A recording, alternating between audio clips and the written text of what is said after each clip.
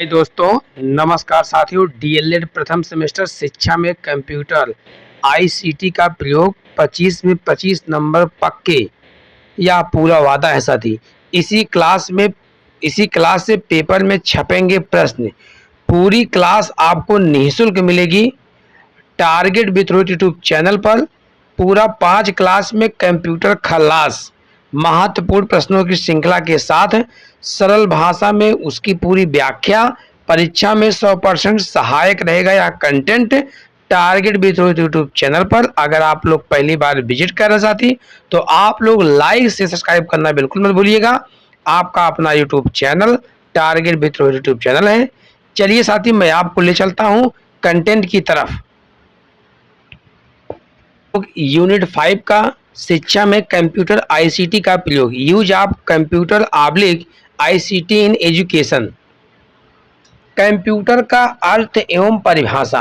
Computer एक electronic उपकरण है जो दिए गए निर्देशों के अनुसार डेटा को ग्रहण करता है, उसका प्रसंस्करण मतलब प्रोसेसिंग करता है तथा उपयोगी परिणाम आउटपुट प्रदान करता है।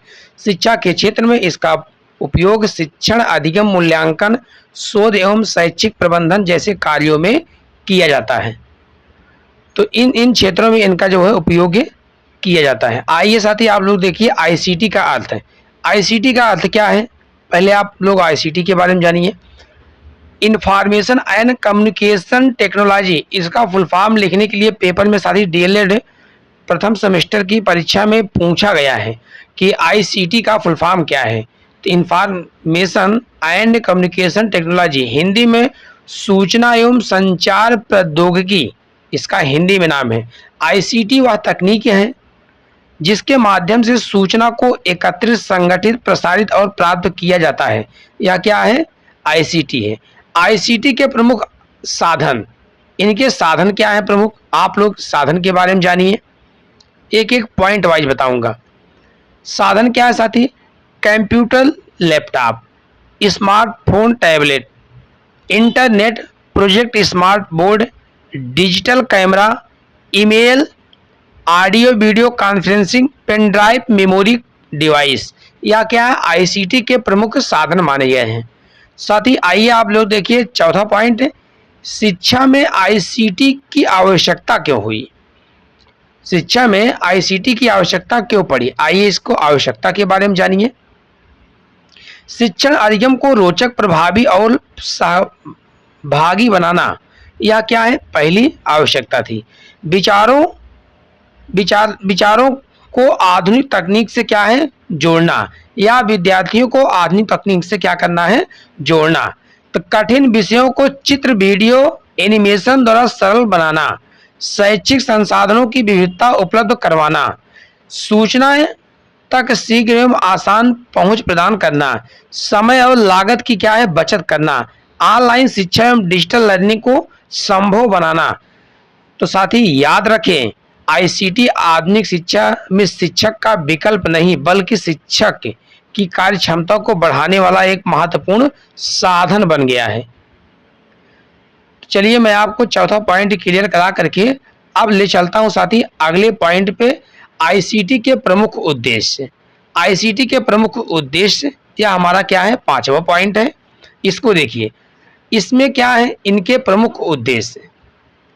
इनके प्रमुख उद्देश्य साथी लगभग मुख्यतः 6 हैं। सूचना तक आसान और शीघ्र पहुंचे, पहला है सूचना तक आसान और शीघ्र पहुंचे। दूसरा है शिक्षण अधिगम की गुणवत्ता में क्या है, सुधार करना। डिजिटल सामग्री के माध्यम से प्रभावी शिक्षण करना।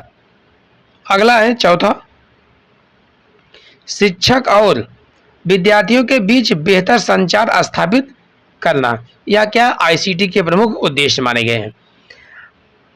पांचवा है तकनीक के माध्यम से रचनात्मकता, क्रिएटिविटी एंड इनोवेशन, नवाचार को बढ़ावा देना। ठीक है, यह क्या है, इनका पांचवा पॉइंट था। उसके बाद में छठा पॉइंट, समय, संसाधन और लागत की क्या होती है, बचत होती है। तो इस तरीके से इनका आईसीटी के प्रमुख उद्देश्य 6 मैंने आपको बताया, यह बहुत ही इंपॉर्टेंट है। आईसीटी के प्रमुख उद्देश्य 2 और 3 लिखने के लिए आते हैं, केवल या 2 या 3 एक नंबर में आता लिखने के लिए। आइए देखिए, शिक्षण अधिगम में आईसीटी की भूमिका। शिक्षक के लिए क्या है? योजना बनाना, क्या करना है? प्लानिंग करना, तैयार करना, प्रस्तुत करना, मूल्यांकन करना और रिकॉर्ड रखना, यह शिक्षक के लिए होता है। विद्यार्थियों के लिए क्या है? जानकारी प्राप्त करना, अभ्यास करना, समझना और अपनी गति से सीखना।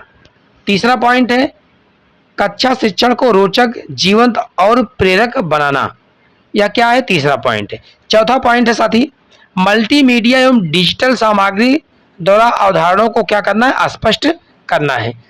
पांचवा, दूर शिक्षण, ऑनलाइन कक्षा एवं ई लर्निंग को संभव बनाना। सहयोगात्मक अधिगम, कोलैबोरेटिव लर्निंग को बढ़ावा देना, यह हमारा क्या है? छठा पॉइंट था। सातवां पॉइंट है समावेशी शिक्षा में सहायता, विशेष आवश्यकता वाले बच्चों के लिए सहायक संसाधन प्रदान करना, यह हमारा क्या है? सातवां पॉइंट था। आइए साथी देखिए, बहुत ही परीक्षा की दृष्टिकोण से महत्वपूर्ण बिंदु, परीक्षा हेतु महत्वपूर्ण बिंदु क्या क्या है? आईसीटी। आईसीटी का फुल फॉर्म आता है इंफॉर्मेशन एंड कम्युनिकेशन टेक्नोलॉजी। यह पहला क्वेश्चन इंपॉर्टेंट है परीक्षा के महत्वपूर्ण बिंदु से। अगला है आईसीटी का उपयोग सूचना के संग्रहण, प्रसंस्करण, संचार और प्रसार के लिए तैयार किया जाता है। तीसरा है कंप्यूटर शिक्षा को प्रभावी, रोचक और छात्र केंद्रित बनाता है। उसके बाद में साथी अगला है आईसीटी के प्रमुख साधन क्या है? Computer, internet, project, smartphone, email, multimedia आदि, यह सब क्या है? कंप्यूटर के प्रमुख साधन के रूप में यूज किए जाते हैं। आईसीटी शिक्षण की गुणवत्ता, उपलब्धता और पहुंच को बढ़ावा देती है। आईसीटी का मुख्य उद्देश्य सूचना तक आसान पहुंच, बेहतर संचार, रचनात्मकता, नवाचार और समय संसाधन की बचत करना, यह क्या है? आईसीटी के प्रमुख उद्देश्य है। तो साथी आप लोगों को पूरी स्लाइड का जितना निचोड़ था मैं इतने पेज में, मतलब इधर जो कॉर्नर पे ये मैं बॉक्स बना रहा हूं साथी, इसी में पूरा आपको समाहित करने का प्रयास किया हूं। तो आप लोग साथी ज़्यादा से ज़्यादा अपने दोस्तों तक शेयर कीजिए, जिससे कि सभी साथियों तक यह जो है कंटेंट, यह पूरी क्लास पूर्णतः उनको निःशुल्क मिल सके। साथ ही मैं आपको इस चीज़ के बारे में अवगत करा दूं कि आप लोग मिला लीजिएगा कहीं भी किसी भी सीरीज से, जो बेहतर कंटेंट देने का प्रयास मैं किया हूं हैंड रिटन नोट्स के माध्यम से साथी, या बहुत ही कम समय में आप इसको कई बार रिवीजन करके जा सकते हैं। आप लोग सोच लीजिए 25 नंबर पूरा मैं कह रहा हूं कि इसी लेक्चर से आएगा, इसी सेशन से। मैंने 5 क्लास कंप्यूटर का लिया है साथी, पांचों क्लास को एकदम बहुत ही सुव्यवस्थित, संगठित कंटेंट बनाने का प्रयास किया हूं। और आप लोग प्ले लिस्ट को देख लीजिएगा, 5 क्लास में पूरी कंप्यूटर की क्लास एकदम खलास हो जाएगी। ठीक है, चलिए मैं चलता हूं साथी अगले पेज पर। अगला पेज हमारा क्या है? शिक्षण अधिगम प्रक्रिया में कंप्यूटर की उपयोगिता। शिक्षण में कंप्यूटर का प्रयोग क्या है? शिक्षण में कंप्यूटर का प्रयोग आप इसको देखिए। कंप्यूटर की सहायता से शिक्षक विषय वस्तु को text, picture, audio, video, animation, chart, graph आदि के माध्यम से आकर्षक रूप से प्रस्तुत करके उनकी जो है रूपरेखा तैयार करता है, कंप्यूटर का उपयोग करता है। इससे शिक्षण अधिक प्रभावी, रोचक और सार्थक बनता है। ठीक है, जो शिक्षण जो है, जो टीचिंग अप्रोच विधि है, बहुत ही इफेक्टिव होती है। बच्चा देखता है तो वो बहुत ही मन से किसी काम को करने के लिए लग जाता है। अचानक कोई चीज़ किसी को कभी मिली ना हो और उनको बहुत ही अच्छे तरीके से कोई चीज़ मिले और वह उनको चलाने के लिए खुद दे दिया जाए तो बच्चे बहुत ही खुश होते हैं। तो इससे क्या होती है? शिक्षण पद्धतियाँ बहुत ही प्रभावी होती हैं। अगले पॉइंट पे चलिए, अधिगम को सरल एवं रोचक बनाने में भूमिका। कठिन विषय वस्तु को चित्र, वीडियो, एनिमेशन और उदाहरणों के माध्यम से सरल बनाया जा सकता है। उसके बाद में विद्यार्थियों की रुचि और ध्यान अधिक समय तक बना रहता है। सीखने की प्रक्रिया में विविधता आती है, जिससे अधिगम क्या होता है, अस्थायी होता है। मतलब आपको जो है सीखने की प्रक्रिया में जो विविधता आती है, डिफरेंट, वह जो है अधिगम अस्थायी, मतलब बहुत लंबे समय तक बना रहता है, वो डिलीट नहीं होता है। आइए अगले पॉइंट चलिए, डिजिटल सामग्री एवं मल्टीमीडिया। इसमें क्या साथी, आप इसको समझिए। Text, image, audio, video, animation. Digital सामग्री जैसे ई पुस्तक, पीडीएफ, चार्ट, चित्र, ऑडियो, वीडियो आदि का प्रयोग शिक्षण को प्रभावी बनाता है। मल्टीमीडिया सामग्री से विषय को समझना आसान हो जाता है। आइए उसके बाद में चौथा पॉइंट, पावर पॉइंट प्रेजेंटेशन का उपयोग। पावर पॉइंट की सहायता से सुंदर और प्रभावी प्रस्तुतियां, प्रेजेंटेशन बनाई जाती है। चार्ट, तालिका, चित्र, एनिमेशन और प्रभावों का उपयोग करके पाठ स्पष्ट किया जा सकता है। कंप्यूटर में प्रोजेक्टर, स्मार्ट बोर्ड के माध्यम से प्रस्तुति दिखा करके बेहतर शिक्षण किया जा सकता है। तो महत्वपूर्ण बिंदु क्या है साथी, प्रस्तुति संक्षिप्त, स्पष्ट और आकर्षक होनी चाहिए। उसके बाद में फॉन्ट बड़े और पढ़ने में क्या हो, आसान होने चाहिए। चित्र और रंग का संतुलित उपयोग करना चाहिए। उसके बाद में शैक्षिक वीडियो एवं ऑडियो। शैक्षिक वीडियो जटिल विषयों को सरल और व्यवहारिक रूप में समझाने में क्या होते हैं, सहायक होते हैं। क्या होते हैं, समझाने में सहायक होते हैं। ऑडियो सामग्री जैसे कहानियां, कविताएं, भाषण सुनने की क्षमता, उच्चारण और शब्द भंडार बढ़ाती है। यूट्यूब, दीक्षा, ई पाठशाला आदि प्लेटफॉर्म पर बहुत सी शैक्षिक वीडियो और ऑडियो सामग्री क्या है, उपलब्ध है। तो साथी यह शैक्षिक वीडियो और ऑडियो के बारे में पांचवा पॉइंट था। उसके बाद में चलिए मैं आपको छठे पॉइंट की तरफ ले चलता हूं। छठा पॉइंट हमारा है इंटरैक्टिव लर्निंग, अंतरक्रियात्मक अधिगम। सॉफ्टवेयर, एप्स और इंटरैक्टिव टूल की सहायता से विद्यार्थी स्वयं भाग लेकर सीखते हैं। क्विज, गेम्स, पेजल, सिमुलेशन आदि से सीखना अधिक क्या है, प्रभावी बनता है। यह विद्यार्थियों की सहभागिता और समझ को क्या मिलता है, बढ़ावा मिलता है। तो यह क्या है, अंतरक्रियात्मक अधिगम के अंतर्गत आता है, मतलब इंटरैक्टिव लर्निंग के अंतर्गत। छठा पॉइंट हमारा कंप्लीट हुआ। सातवां पॉइंट है विद्यार्थियों के व्यक्तिगत अधिगम में उपयोग। क्या है, कंप्यूटर की सहायता से विद्यार्थी अपनी गति से क्या है, सीख सकते हैं। क्या अपनी गति से सीख सकते हैं। ऑनलाइन पाठ्यक्रम, अभ्यास और टेक्स्ट से कमजोरी दूर की जा सकती है। स्व अधिगम, सेल्फ लर्निंग और अद्यतन जानकारी प्राप्त करना संभव हो जाता है। या जो है कंप्यूटर का उपयोग करते हैं जब विद्यार्थी तब। आइए अगला पॉइंट है आठवां पॉइंट, शिक्षक के लिए उपयोगिता। शिक्षक के लिए, टीचर के लिए क्या है, यूजफुल है। पाठ योजना, लेसन प्लान तैयार करना, प्रश्न पत्र, वर्कशीट और क्विज बनाना, विद्यार्थियों की उपस्थिति एवं रिकॉर्ड को रखना, परिणाम तैयार करना और विश्लेषण करना, शैक्षिक सामग्री, नोट, पीपीटी, चार्ट तैयार करना, नई जानकारी और शोध करना। यह क्या है, शिक्षक के उपयोगिता के लिए बहुत ही महत्वपूर्ण बिंदु 6 पॉइंट थे। आइए साथी आप लोग देखिए 9वां पॉइंट, कंप्यूटर आधारित मूल्यांकन। ऑनलाइन टेस्ट, क्विज और असाइनमेंट के माध्यम से मूल्यांकन किया जा सकता है। तत्काल परिणाम, इंस्टेंट रिजल्ट प्राप्त होता है। विद्यार्थी की प्रगति का विश्लेषण करना आसान होता है। ऑब्जेक्टिव प्रश्नों का मूल्यांकन शीघ्र और निष्पक्ष रूप से किया जा सकता है। मतलब जो बहुविकल्पी क्वेश्चन होते हैं उनका मूल्यांकन आप बहुत ही शीघ्र और निष्पक्ष रूप से कर सकते हैं। यह कंप्यूटर आधारित मूल्यांकन की प्रक्रिया होती है। आइए साथी आप लोग देखिए आईसीटी के शिक्षण अधिगम में प्रमुख लाभ क्या क्या है। सीखना रोचक एवं प्रभावी बनाता है। समय और संसाधनों की क्या होती है, बचत होती है। सूचना तक त्वरित क्या होती है, तुरंत मिलती है। मतलब क्या, कोई सूचना त्वरित पहुंच जाती है, तुरंत मिल सकती है। दूरस्थ शिक्षा, डिस्टेंट लर्निंग को बढ़ावा मिलता है। संचार और सहयोग, कोलैबोरेटिव में सुधार होता है। व्यक्तिगत अधिगम को प्रोत्साहन मिलता है, विद्यार्थियों की रचनात्मकता एवं समस्या समाधान क्षमता बढ़ती है, डिजिटल साक्षरता का विकास होता है, शिक्षण की गुणवत्ता में क्या होती है, वृद्धि होती है। तो साथ ही परीक्षा हेतु याद रखें, आईसीटी शिक्षण को आकर्षक, प्रभावी और आधुनिक बनाता है। डिजिटल संसाधन शिक्षा को सुलभ, सरल और विविधतापूर्ण बनाते हैं। कंप्यूटर का उपयोग शिक्षक और विद्यार्थियों दोनों के लिए क्या है, लाभकारी होते हैं। तो साथ ही आप लोगों को मैंने लगभग 2 स्लाइड पूरी कंप्लीट एकदम विरोध बताने का प्रयास किया हूं। शिक्षण अधिगम प्रक्रिया में कंप्यूटर की उपयोगिता बहुत ही अच्छे से कंटेंट को तैयार करके मैंने आपको बताया।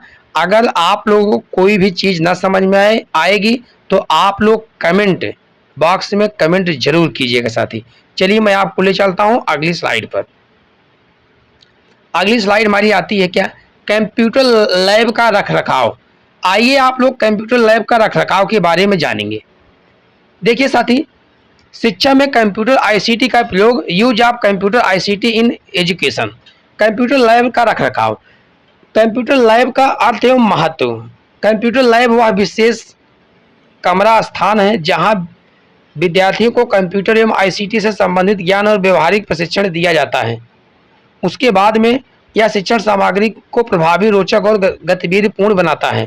कंप्यूटर लैब के महत्व, विद्यार्थियों को व्यवहारिक ज्ञान मिलता है, डिजिटल साक्षरता विकसित होती है, सीखने की प्रक्रिया रोचक और प्रभावी बनती है, प्रतिस्पर्धी परीक्षाओं एवं कैरियर में सहयोग क्या है, इनको मिलता है, समय और संसाधनों की क्या होती है, बचत होती है।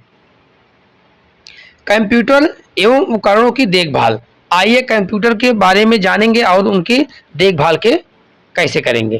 कंप्यूटर में मॉनिटर, कीबोर्ड, माउस आदि का सावधानी से उपयोग करें। किसी भी उपकरण को झटका से या गिरने से बचाना चाहिए। झटका या गिरने से क्या है, उनको बचाना चाहिए, ताकि वह जो है अगर गिरेगा, झटका लगेगा तो वह खराब हो जाएगा। बहुत ही आराम से उनको रखना चाहिए। उपकरणों की आवश्यकता ना होने पर बंद करें, शट डाउन कर दें। अगर आपको ज़रूरत नहीं है तो क्या करें, उसको आप चुपचाप बंद कर दीजिए, स्विच बंद कर दीजिए या शट डाउन कर दीजिए सिस्टम को। ठीक है। समस्या होने पर शिक्षक को तुरंत सूचित करें। मान लीजिए अगर आपको कोई चीज़ नहीं समझ में आ रहा है, कहीं आप दूसरा कुछ खोल दिए हैं, तो उसमें आप क्या है, शिक्षक की मदद लीजिए। शिक्षक को तुरंत आप सूचना दीजिए, शिक्षक वहाँ पर आपको सही तरीके से बताने का प्रयास करेंगे। उनको क्या करेंगे, साफ रखें, धीरे धीरे उपयोग करें, सही ढंग से रखें, तार व्यवस्थित रखें। ये नहीं है कि जहां मन गए तहां तार को पाए वहीं मोड़ दिए, ये क्या है, गलत तरीका है। हार्डवेयर रखरखाव, आइए धूल मिट्टी से बचाएं और नियमित रूप से साफ करें। उसके बाद में कीबोर्ड, माउस को सूखे कपड़े से साफ करें। मॉनिटर स्क्रीन को सॉफ्ट कपड़े से साफ करें। केबल, तार और कनेक्टर की जांच करते रहें। क्षतिग्रस्त हार्डवेयर को तुरंत बदलें और मरम्मत करवाएं। सॉफ्टवेयर रखरखाव, ऑपरेटिंग सिस्टम और अन्य सॉफ्टवेयर को नियंत्रित अपडेट करें। अनावश्यक आप सॉफ्टवेयर इंस्टॉल न करें। केवल लाइसेंस प्राप्त सॉफ्टवेयर का उपयोग करें। एंटीवायरस सॉफ्टवेयर हमेशा सक्रिय रखें। साफ सफाई एवं विद्युत व्यवस्था, लैब को प्रतिदिन साफ रखें। फर्श, टेबल और उपकरण धूल युक्त मुक्त रहे, मतलब धूल क्या है, उसमें जमा न रहे, उसको क्या है, प्रतिदिन सफाई करें। टेबल को धूल से मुक्त रखें। विद्युत वायरिंग सुरक्षित एवं सही होनी चाहिए। ये नहीं है कहीं पर आप काट दिए, टेप लगा दिए, सर्किट जो है शॉर्ट हुई तो जो है आग लग गई या कोई चीज़ नुकसान हो गया, इस तरीके से नहीं होनी चाहिए। जो विद्युत वायरिंग होगी वह सुरक्षित और सही होनी चाहिए। सॉकेट, स्विच एवं प्लग की समय समय पर जांच करते रहें। गीले कपड़ों से बिजली उपकरणों को न छुएं। इस तरीके से साफ सफाई एवं विद्युत व्यवस्था की है। डेटा का बैकअप हो, महत्वपूर्ण फाइलों और डेटा का नियमित बैकअप लें। बैकअप के लिए external hard drive, pen drive या क्लाउड स्टोरेज का उपयोग करें। बैकअप से डेटा हानि की स्थिति में सूचना सुरक्षित रखती है। तो साथ ही इस तरीके से आपका यह 7वां पॉइंट था। आइए 8वें पॉइंट पे चल दिए।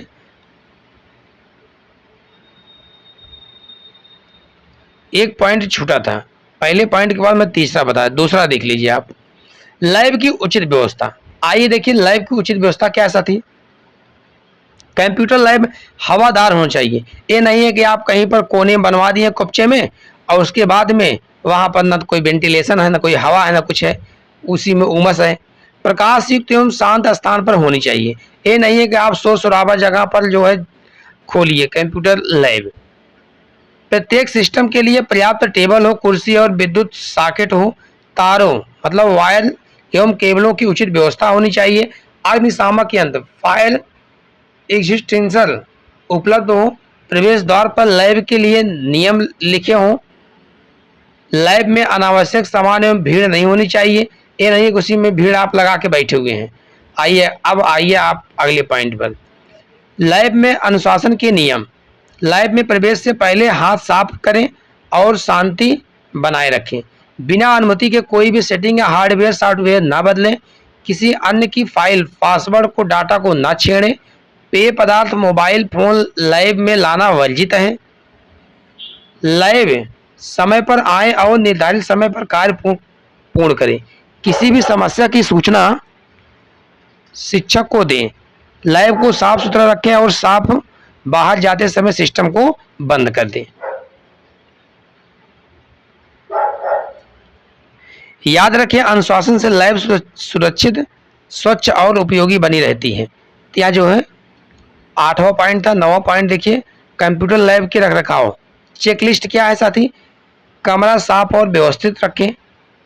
कमरा क्या है? साफ और क्या है? व्यवस्थित। सभी सिस्टम चालू स्थिति में रहें। कीबोर्ड, माउस, मॉनिटर साफ रहें। केबल तार व्यवस्थित रहे। सॉफ्टवेयर अपडेट रहे। एंटीवायरस सक्रिय रहे। महत्वपूर्ण डेटा का बैकअप लिया गया हो। सॉफ्टवेयर लाइसेंस वैध हो। विद्युत व्यवस्था सुरक्षित रहे। अग्निशामक यंत्र उपलब्ध रहे। नियमित जांच से लैब का बेहतर रखरखाव संभव होता है। आप डेली लैब को खोलेंगे, देखेंगे कहाँ पर कोई कमी है। अगर उसको आप डेली मेंटेन करते रहेंगे तो कोई समस्या नहीं होगी।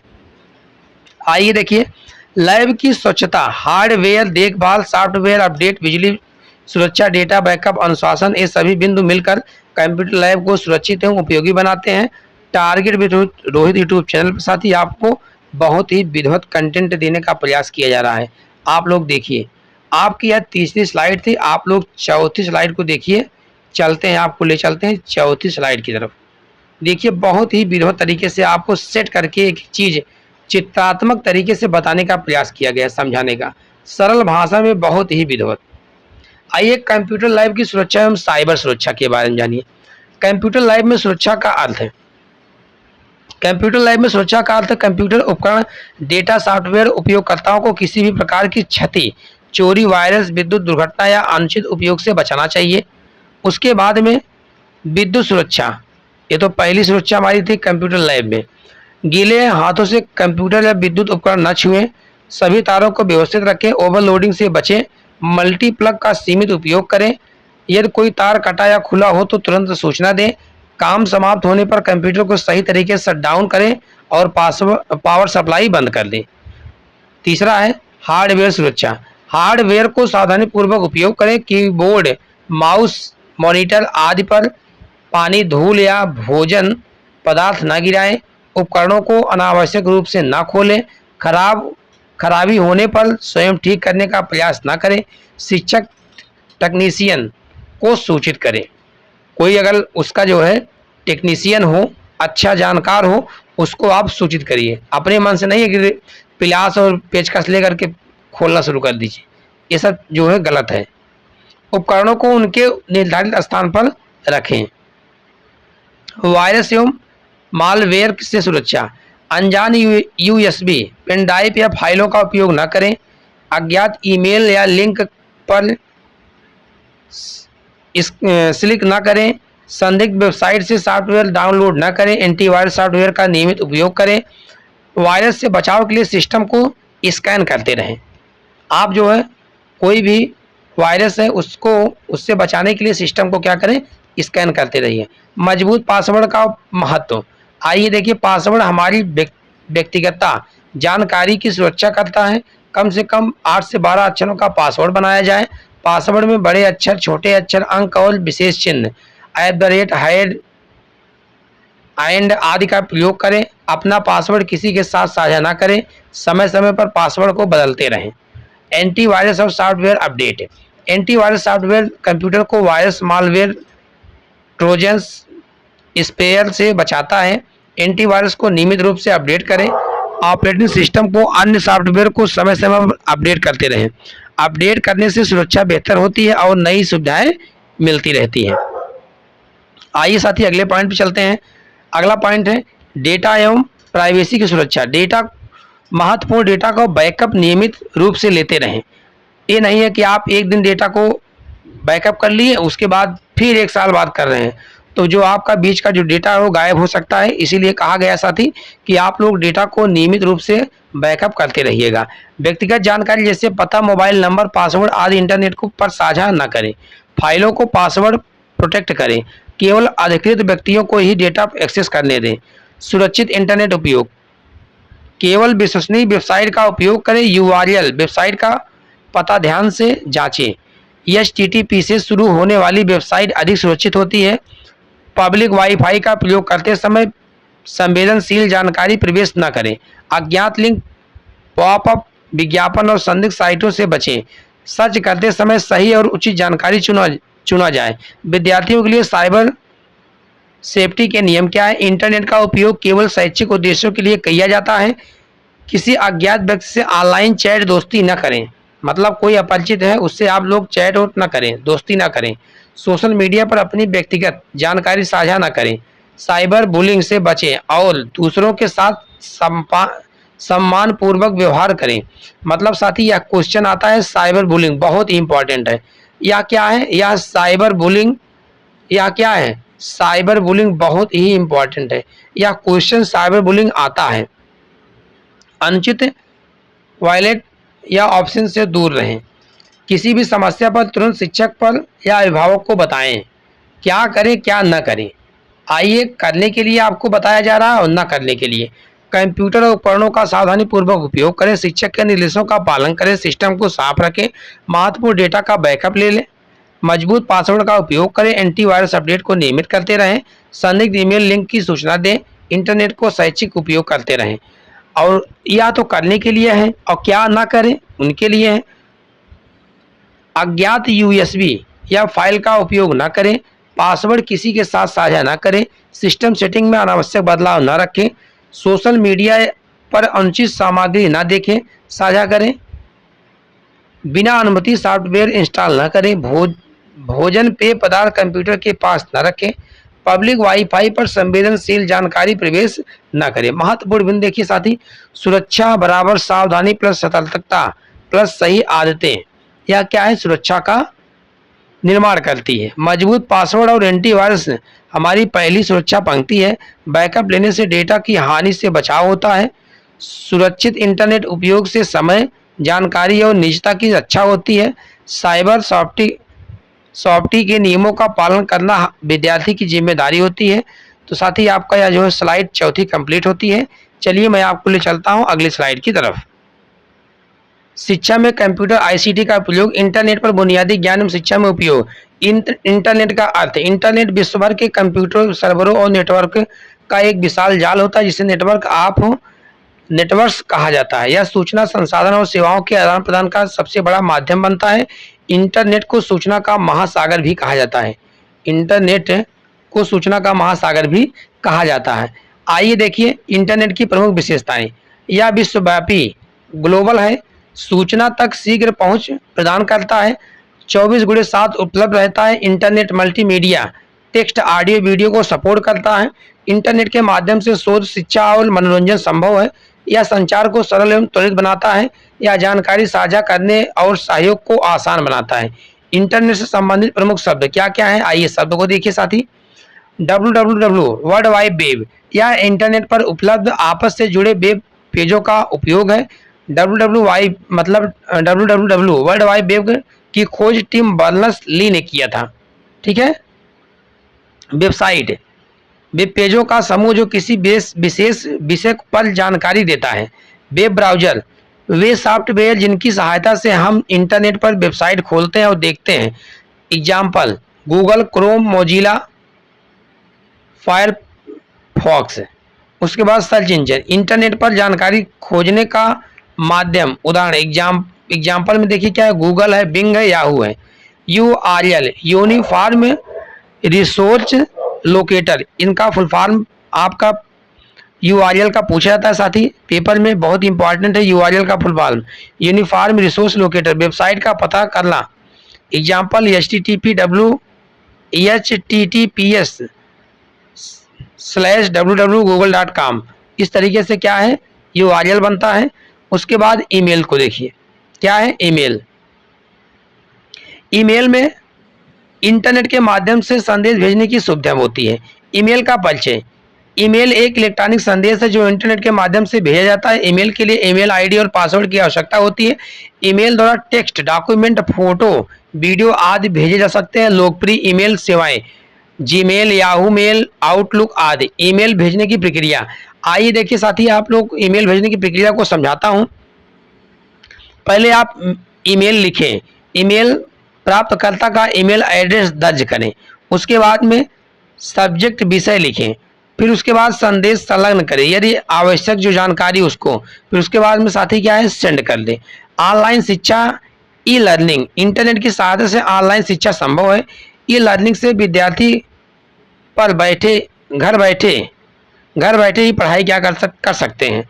यह समय और स्थान की सीमाओं को क्या करता है, समाप्त करता है। लोकप्रिय प्लेटफॉर्म दीक्षा, स्वयं, ई पाठशाला, NPTEL, खान एकेडमी, अनअकैडमी, बहुत से बाईग्यूज अनअकैडमी, बहुत ही इस क्या है शिक्षा के ई लर्निंग ऐप हैं, इससे आप कर सकते हैं। आइए आपको ले चलते हैं छठे पॉइंट पर। छठा पॉइंट आप लोग देखिए साथी, 5 हो गया, 5 के बाद में अगले पॉइंट पर 7वें पर चलिए।